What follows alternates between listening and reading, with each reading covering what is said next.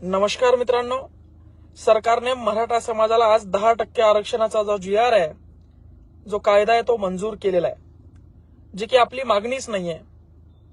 आपल्याला सरसकट 50% ओबीसी मधून आरक्षण हवं आहे, जेणेकरून केंद्रात आणि राज्यात समान नोकरीची संधी आपल्याला मिळेल, शिक्षणाची संधी आपल्याला मिळेल. मात्र असं न करता सगळे लबाड कावळे या ठिकाणी एकत्र झालेले आहेत. आमचा ओबीसी समाजाच्या नेत्यावर मुळीच राग नाही. आमचेच गांडू या ठिकाणी निघालेले आहे. आमचे गांडू आम्हाला आता मतदान मागायला येतील, आमच्या पाया पडतील, आम्हाला निवडून द्या म्हणतील, तेव्हा आमच्या समाजातले काही त्यांच्या मागे पळतील.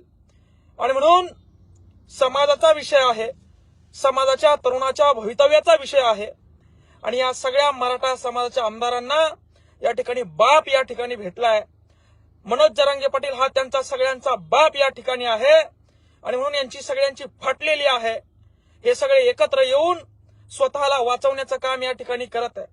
पण तुम्ही लक्षात ठेवा, जर का मराठा समाजाच्या तरुणांना तुम्ही मूर्ख समजणार असाल, मागच्या वेळी दिलेलं आरक्षण जे कोर्टात टिकलं नाही, ते 16% होतं, त्याला 13 केलं. आता पुन्हा तेच चॉकलेट, तेच गाजर, तेच टरबूज आम्हाला पुन्हा 10%वर तुम्ही देणार असाल आणि आम्हाला सर्व सुशिक्षित तरुणांना मूर्ख, मराठा समाजांना मागासलेलं मूर्ख समजणार असाल, तर ही चुकी आता करू नका. जरांगे पाटील म्हणतात तसं समाज आता हुशार झालेला आहे. ढेकळातल्या, काळ्या ढेकळातल्या शेतीत काम करणाऱ्या प्रत्येक गोरगरीब मराठ्याला आरक्षण काय आहे हे आता समजलेलं आहे. आणि म्हणून दलालांनी आता शांत राहावं.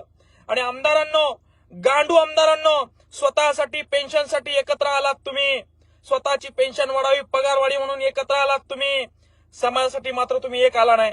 समाजासाठी तुम्ही सगळ्यांनी मिळून त्या सभागृहामध्ये अधिकाऱ्यांना बाहेर पाठवून तुम्ही निर्णय घेतला. ही चूक आम्ही विसरणार नाही.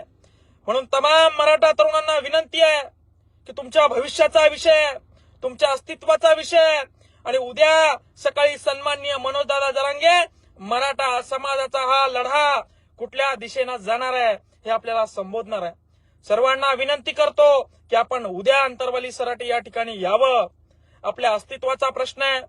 400 वर्षापूर्वी मावळ्यांनी छत्रपती शिवाजी महाराजांनी रायरेश्वराच्या मंदिरात शपथ घेतली होती की स्वराज्य निर्माण करायचं.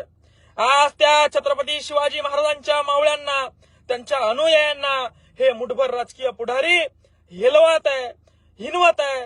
आणि त्यांना धडा शिकवण्यासाठी बाप या ठिकाणी आज भेटलेला आहे. मराठा समाजाला एक मोठा माणूस या ठिकाणी, राजा माणूस भेटलेला आहे. त्या माणसाच्या पाठीमागे उभे राहून, त्या माणसाने वेळोवेळी नियोजन करून मराठा समाजाचा लढा इथपर्यंत आणलेला आहे. मराठा समाजाला एकत्र केलेला आहे. कोणीही मराठा समाजात फूट पाडण्याचं काम करू नये. सर्व मराठा कोटी मराठा तरुणांनी या ठिकाणी सराटीमध्ये येऊन सन्माननीय मनोजदादा यांचा आदेश घेऊन आपल्या समाजासाठी काम करायचंय.